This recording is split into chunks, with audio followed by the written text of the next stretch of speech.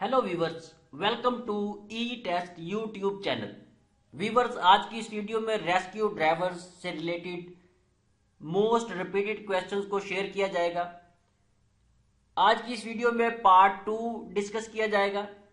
Part 1 video rescue drivers के लिए पहले हम बना चुके हैं और डिस्कस कर चुके हैं, जो कि ई टेस्ट चैनल पे मौजूद है।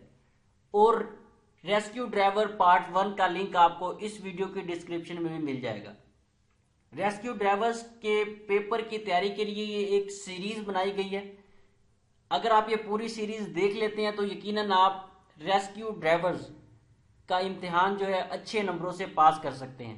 इन तमाम वीडियोस में बार बार दोहराए जाने वाले सवालात को शामिल किया है। चलते हैं क्वेश्चंस की जानिब।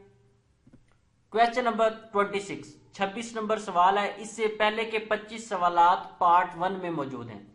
सबसे ज्यादा ताकत किस गियर में होती है? सबसे ज्यादा ताकत जो है ये रिवर्स गियर में होती है। वीवर्स, इसके अलावा आपको बताते चले कि पहला गियर जो होता है वो भी ताकतवर गियर होता है, जो कि सिर्फ खींचने के लिए इस्तेमाल किया जाता है। अगर रफ्तार के मामले में आए तो रफ्तार के मामले में पहले गियर में जो है उसकी आउटपुट इतनी खास नहीं होती, लेकिन पहले गियर्स की निस्बत भी रिवर्स गियर जो है ये सबसे ज्यादा पावरफुल ताकतवर गियर है। वीवर्स, यहाँ पे नोट कर लें, अगर आपने पार्ट 1 देखा है तो आपको पता होगा कि ई टेस्ट यूट्यूब चैनल पर किस किस्म के क्वेश्चंस और किस तरीके से एक्सप्लेन किए जाते हैं।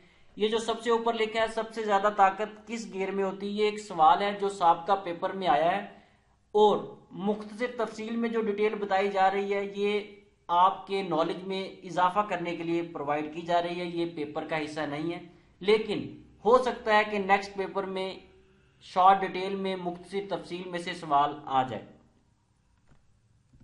सवाल नंबर 27, इंजन के साथ कितने किस्म के बेल्ट इस्तेमाल होते हैं? गाड़ी के इंजन के साथ 3 किस्म के बेल्ट इस्तेमाल होते हैं, जिनमें टाइमिंग बेल्ट, सरपेंटाइन बेल्ट और अल्टरनेटर बेल्ट शामिल हैं। सवाल नंबर 28, दौरान ड्राइविंग मोबाइल फोन का इस्तेमाल मना है, जबकि फुटपाथ पर पैदल चलते हुए लोग मोबाइल फोन के इस्तेमाल में अगर इस्तेमाल कर लें तो उसमें कोई हरज नहीं है। ये गलत है। फुटपाथ पे पैदल चलते हुए लोग भी मोबाइल का इस्तेमाल नहीं कर सकते। ऑप्शन बी इसका करेक्ट आंसर है, गलत। सवाल नंबर 29, मोटरवे से उतरते वक्त स्लिप रोड पर गाड़ी की हद रफ्तार कितनी होनी चाहिए? मोटरवे से उतरते वक्त स्लिप रोड पे गाड़ी की रफ्तार 30 किलोमीटर फी घंटा होनी चाहिए। वीवर्स, यहाँ पे स्लिप रोड जो है कंफ्यूज कर रहा है। मोटरवे पे चढ़ते हुए या मोटरवे से उतरते हुए जो लिंक रोड होते हैं उन्हें स्लिप रोड कहा जाता है। यह तकरीबन आधा किलोमीटर मैक्सिमम इनका डिस्टेंस होता है। ये स्लिप रोड कहलाते हैं। सवाल नंबर 30, डबल इंडिकेटर इस्तेमाल किए जाते हैं। डबल इंडिकेटर इमरजेंसी के वक्त इस्तेमाल किए जाते हैं। अक्सर औकात आपने देखा होगा कि कोई गाड़ी खराब है, रोड पे खड़ी है, तो उसने इंडिकेटर डबल इंडिकेटर लगा दिया ताकि पीछे से आने वाली या आगे से आने वाली ट्रैफिक को पता हो कि गाड़ी इस वक्त इमरजेंसी की सूरत में खड़ी है या इसमें किसी किस्म की खराबी है। डबल इंडिकेटर किसी इमरजेंसी की सूरत में इस्तेमाल किया जाता है। मिसाल के तौर पे गाड़ी की ब्रेक फेल हो गई है तो इस सूरत में आप डबल इंडिकेटर लगाकर वर्कशॉप तक जा सकते हैं। इससे आगे पीछे से आने वालों को अंदाजा हो जाएगा कि गाड़ी में कोई इमरजेंसी है या कोई टेक्निकल खराबी है। वीवर्स, मजीद आगे जाने से पहले अगर आप ई टेस्ट यूट्यूब चैनल पर नए हैं तो इसे सब्सक्राइब कर लें और साथ बेल के आइकन को जरूर प्रेस कर लें ताकि फ्यूचर में आने वाले हर लेटेस्ट पेपर की अपडेट आपको मिल सके। वीवर्स, ई टेस्ट यूट्यूब चैनल पर जॉब्स की तैयारी के लिए डाटा प्रोवाइड किया जाता है। सवाल number 31, servo pressure brake system का हिस्सा है? नहीं, सर्वो प्रेशर जो है ये ब्रेक सिस्टम का हिस्सा नहीं है। सर्वो प्रेशर ये वैक्यूम से रिलेटेड है। हाइड्रोलिक जैक्स वगैरह में ये इस्तेमाल होता है और सर्वो प्रेशर जो है ये अमूमन 22 पाउंड तक होता है।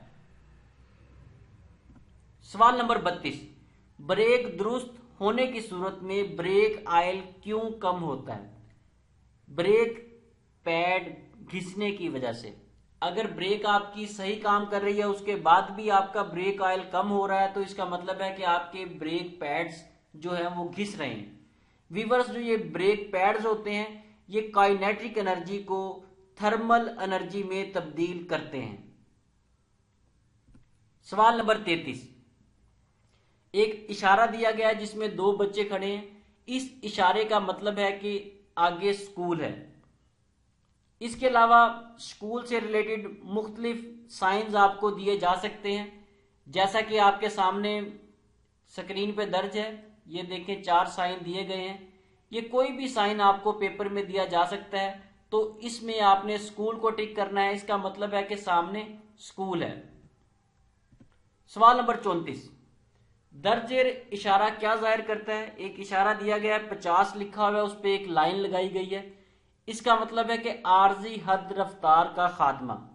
जब आप किसी एरिया में दाखिल होते हैं तो वहां पे साइन बोर्ड लगा होता है, ये शॉर्ट डिटेल में दिया गया, फॉर एग्जांपल 60। इसका मतलब है कि अब आप 60 स्पीड तक गाड़ी चला सकते हैं। जैसे ही आप उस लिमिटेड एरिया से निकलेंगे तो आपके सामने इस किस्म का साइन होगा।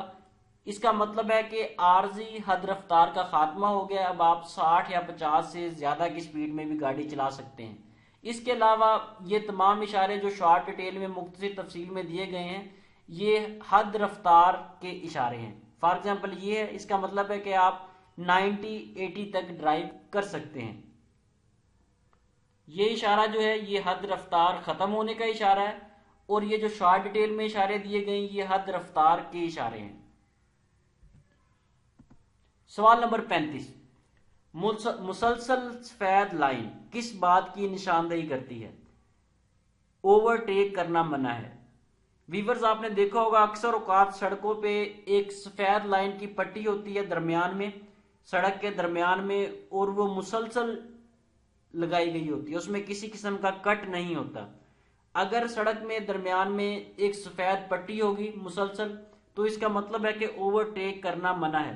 अगर सड़क में जो सफेद लाइन होगी उसमें डॉट्स होंगे, जैसा कि ये आपके सामने तस्वीर में दर्ज है, इसका मतलब है कि आप लाइन तब्दील कर सकते हैं, आप ओवरटेक कर सकते हैं। सवाल नंबर 36, क्या इमरजेंसी गाड़ियां सिग्नल सुर्ख बत्ती को क्रॉस कर सकती हैं? जी हां, इमरजेंसी गाड़ियां, एम्बुलेंसेस वगैरह इमरजेंसी की सूरत में सुर्ख सिग्नल को क्रॉस कर सकती हैं। सवाल नंबर 37, ओवरटेकिंग के वक्त इंडिकेटर कितनी बार इस्तेमाल होता है? ओवरटेक के वक्त इंडिकेटर 2 बार इस्तेमाल होता है। एक बार इंडिकेटर उस वक्त इस्तेमाल होगा जब आप ओवरटेकिंग के लिए दाईं साइड का इंडिकेटर ऑन करेंगे, क्योंकि ओवरटेकिंग हमेशा दाईं साइड से होती है।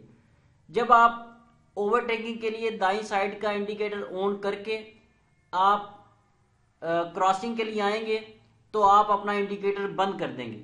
जब आप ओवरटेक कर लेंगे तो आप दोबारा बाईं साइड पे लेफ्ट लाइन में आने के लिए लेफ्ट साइड का इंडिकेटर यूज करेंगे। इस तरह ओवरटेकिंग के वक्त 2 बार इंडिकेटर का इस्तेमाल किया जाता है। ये मुख्तलिफ पेपर्स में क्वेश्चन आया और कैंडिडेट यहाँ पे कंफ्यूज हो जाते हैं और 1 बार को टिक करते हैं, लेकिन इसका करेक्ट आंसर है 2 बार। सवाल नंबर 38, कौन सी गाड़ी सुर्ख बत्ती लगा सकती है? इमरजेंसी वाली गाड़ी सिर्फ सुर्ख बत्ती रेड लाइट का इस्तेमाल कर सकती है। सवाल नंबर 39, रिवर्स लाइट किस रंग की होती है? मोस्ट रिपीटेड क्वेश्चन है, बहुत से पेपर्स में, बहुत से इंटरव्यूज में पूछा गया है। रिवर्स लाइट जो है ये सफेद रंग की होती है, लेकिन पाकिस्तान में लोगों ने उस पर ब्लैक कलर भी किया हुआ है, रेड कलर भी किया हुआ है। इसका मतलब ये नहीं है कि जो SOPs हैं वो चेंज हो गए हैं। रिवर्स लाइट का जो रंग होता है वो सफेद होता है। बहुत अहम सवाल है, इसे याद रखिएगा। सवाल नंबर 40, मोटरवे पे कार की हद रफ्तार 120 किलोमीटर फी घंटा होती है। इसके अलावा मुख्तलिफ पेपर्स में आबादी वाले इलाकों में कार की रफ्तार पूछी गई है। आबादी वाले पॉपुलेटेड एरियाज में कार की रफ्तार 60 किलोमीटर फी घंटा होती है। स्कूल या हॉस्पिटल के पास से गुजरते वक्त कार की हद रफ्तार 40 किलोमीटर फी घंटा होती है। सवाल नंबर 41, जो ड्राइवर अभी गाड़ी चलाना सीख रहा है तो वो गाड़ी के अगले और पिछले शीशे पर क्या निशान लगाएगा।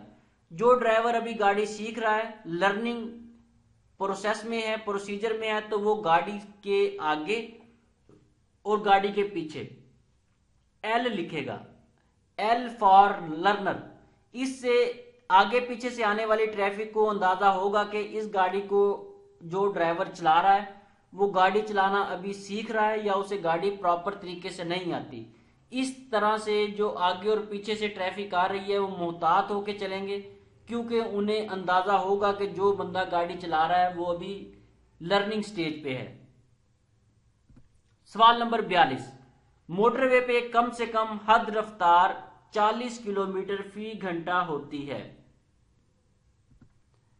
सवाल नंबर 43, चढ़ाई से उतरते हुए गाड़ी के ड्राइवर को क्या करना चाहिए। चढ़ाई से उतरते हुए गाड़ी के ड्राइवर को किसी सूरत भी गाड़ी न्यूट्रल नहीं करनी चाहिए और ना इंजन बंद करना चाहिए। Option D is correct answer. अक्सर औकात ड्राइवर हजरात फ्यूल की बचत के लिए किसी चढ़ाई से उतरते वक्त गाड़ी न्यूट्रल कर देते हैं। इससे गाड़ी बिल्कुल फ्री हो जाती है और हादसा का खतरा होता है, क्योंकि गाड़ी अनकंट्रोल हो सकती है और न्यूट्रल करने की वजह से सारा कंट्रोल ब्रेक से होता है, जिससे ब्रेक लेदर भी जल्दी खराब होते हैं। सवाल नंबर 44, कितनी देर ड्राइविंग करने के बाद ड्राइवर को करना, इसका क्वेश्चन थोड़ी इसमें मिस्टेक है। कितनी देर ड्राइविंग करने के बाद ड्राइवर को रेस्ट करना चाहिए, ये क्वेश्चन था इसका, थोड़ी मिस्टेक है इसमें लिखने में। ड्राइवर 4 घंटे जब ड्राइविंग कर लेगा तो 4 घंटे के बाद उसे 20 मिनट के लिए रुकना चाहिए, उसे 20 मिनट आराम करना चाहिए। सवाल नंबर 45, किसी भी गाड़ी को इजाजत नहीं कि मोड़ के नजदीक डैश मीटर के फासले से पहले रुके। 50, इसका जो करेक्ट आंसर है वो है 50।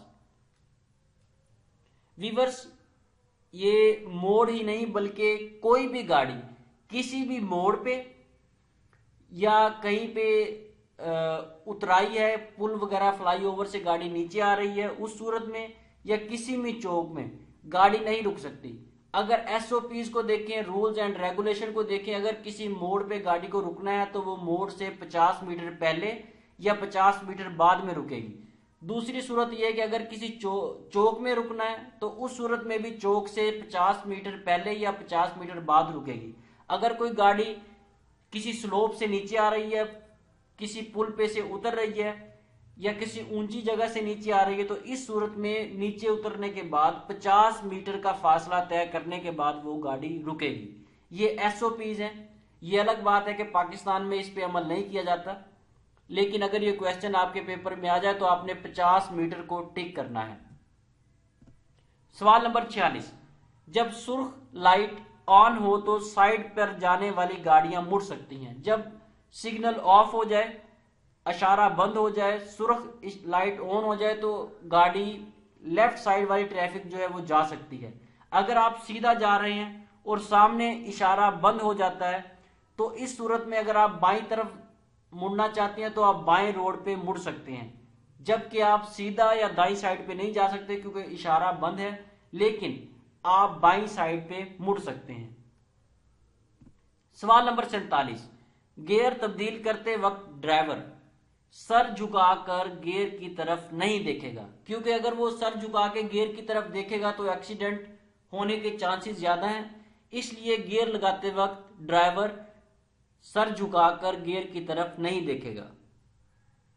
सवाल नंबर 48, दर्ज झेल इशारा क्या जाहिर करता है। एक इशारा आपके सामने दिया गया है, ये तंग ब्रिज को जाहिर करता है। ये शो करता है कि सामने जो ब्रिज है, जो पुल है वो तंग है। इसके अलावा शॉर्ट डिटेल में 2 साइंस दिए गए, इनको देख लें आप। कोई भी साइन दे के एग्जामिनर आपसे उसके बारे में पूछ सकता है। सवाल नंबर 49, दर्ज झेल अलामत का क्या मतलब है। एक इलामत आपके सामने इशारा दिया गया है, इसका मतलब है कि रोड पे काम हो रहा है। इसके अलावा मुख्तलिफ साइन हैं रोड पे काम होने के, कोई भी साइन नेक्स्ट पेपर में आपसे पूछा जा सकता है। ये इलामात जो शॉर्ट डिटेल में दी गई हैं ये भी जाहिर करती हैं कि रोड पे काम हो रहा है। सवाल नंबर 50, दरजेल निशान का क्या मतलब है? एक निशान आपके सामने दिया गया है, इसका मतलब है कि आगे स्पीड ब्रेकर है, ये स्पीड ब्रेकर का साइन है। इसके अलावा स्पीड ब्रेकर के मुख्तलिफ साइन हैं जो आपके सामने स्क्रीन पे शो हो रहे हैं। नेक्स्ट पेपर में कोई भी साइन आपसे पूछा जा सकता है कि स्पीड ब्रेकर का साइन कौन सा है, या इसी तरह एमसीक्यूज टाइप क्वेश्चन दे के सामने तस्वीर दी जा सकती है। इसलिए आप इसके अलावा भी मुख्तलिफ जो साइंस है ट्रैफिक से रिलेटेड उनको तैयार कर लें, कोई भी क्वेश्चन जो है दोबारा नेक्स्ट पेपर में पूछा जा सकता है।